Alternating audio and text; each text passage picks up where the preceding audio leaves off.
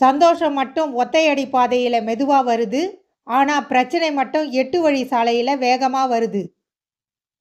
கொடுத்தாலும் வாங்கினாலும் பிரச்சனை தான். கொடுத்தால் உறவு தேய்ந்து போகும், வாங்கினால் மரியாதை தேய்ந்து போகும். என்ன, எல்லோரும் எல்லோருக்கும் ஒரே முகத்தை காட்டுவதில்லை. முடிந்து போனதை கனவாக நினைத்துக்கொள், நடக்கப் போவதை சவாலாக எடுத்துக்கொள். தன்னலம் கருதுவோர் பிறர் நலம் அறிவதில்லை, பிறர் நலம் கருதுவோர் தன்னலம் பார்ப்பதில்லை.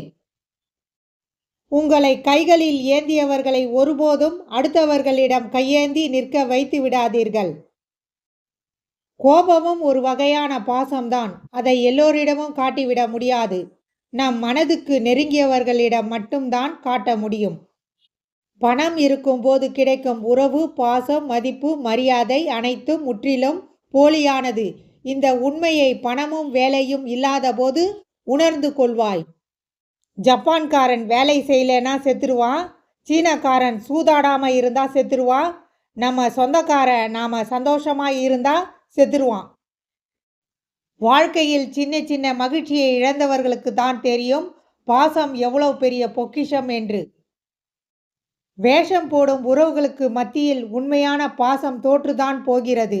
மதிக்கெட்ட மனதுக்கு தெரியவில்லை அது பாசம் அல்ல, வேஷம் என்று. உறவினர் என்னும் செடிகளுக்கு பனநீர் ஊற்றினால் பாசமலர் என்னும் பூ பூக்கும். எவ்வளவு திட்டியும் அவமானப்படுத்தியும் சூடு சொரணை எட்டி பார்க்கவில்லை என்றால் அங்கே பாசம் பாய் போட்டு படுத்து தூங்குது என அர்த்தம். மனநோய் என்பது மனதால் வருவதில்லை, சில மனிதர்களால் வருகிறது. இப்பொழுது எது ஆர்வமூட்டுகிறதோ அதுவே பின்னாளில் எரிச்சலூட்டும். காதலில் தோல்வி என்று மதுவிடம் செல்லாதே, பின் வாழ்க்கையில் தோற்று விடுவாய். பையன் வரான்னு பிடிச்சதை சமைச்சு வைக்கும் அம்மாவும், எனக்கு போதும் அவனுக்கு வெயின்னு சொல்கிற அப்பாவும் இருந்தா அவன்தான் பணக்காரன். வாழ்க்கையில் துன்பம் வரும்போது ஒன்றை மட்டும் நினைவில் கொள்ளுங்கள், நீங்கள் குறை கூறும் உங்கள் வாழ்க்கைதான் பல பேருக்கு எட்டாத கனியாக உள்ளது. நீ பெற்ற உதவியை யாரிடம் வேண்டுமானாலும் சொல், ஆனால் நீ செய்த உதவியை எவரிடமும் சொல்லாதே. பெண் பார்ப்பது ஒரு தலை ராகம், ஏற்றுக்கொள்வது அபூர்வ ராகம். திருமணம் தெய்வீக ராகம், திருமணத்துக்கு பின் மௌன ராகம். வாழ்க்கையில் எது இன்பத்தை தருகிறதோ அதுவே பல நேரங்களில் துன்பத்தையும் தருகிறது.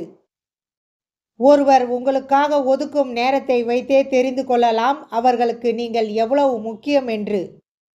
பணத்திற்கு தெரிந்த ஒரே மொழி, இன்று நீ என்னை காப்பாற்றி வைத்தால் நாளை நான் உன்னை காப்பாற்றுவேன்.